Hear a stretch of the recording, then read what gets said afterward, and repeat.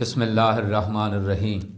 السلام علی من اتبع الہدی۔ ہدایت کی اتباع کرنے والوں کو راحت دو جہاں قرآن چینل کی طرف سے سلام عرض ہے۔ تمام تعریفیں اس پروردگار کے لیے ہیں کہ جس کے سوا کوئی عبادت کے لائق نہیں۔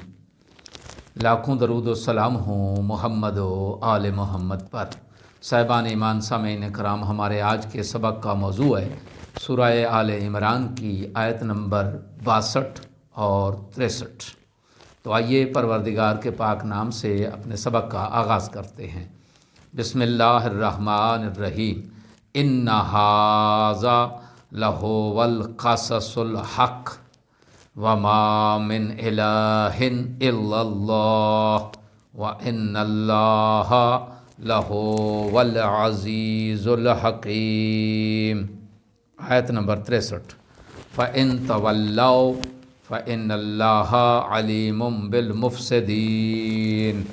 آیت کا ترجمہ: یقیناً یہ برحق واقعات ہیں اور اللہ کے سوا کوئی معبود نہیں، اور بے شک اللہ ہی کی ذات غالب آنے والی با حکمت ہے۔ آیت نمبر 63۔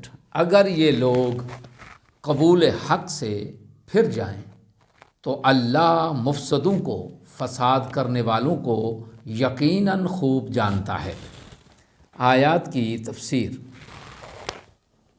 القصص الحق، گزشتہ جو ہم نے سبق پڑھے ہیں، جو گزشتہ آیات تھیں، ان میں جو واقعات بیان ہوئے ہیں وہ حضرت عیسیٰ علیہ السلام کی حقیقی اور صحیح سرگزشت ہے کہ حضرت عیسیٰ علیہ السلام عبد اور رسول خدا ہیں۔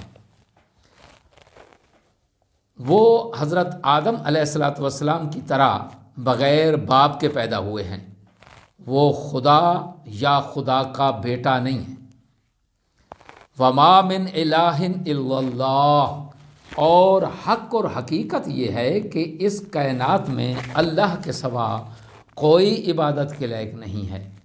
عیسیٰ اور غیر عیسیٰ معبود کی منزل پر فائز نہیں ہو سکتے۔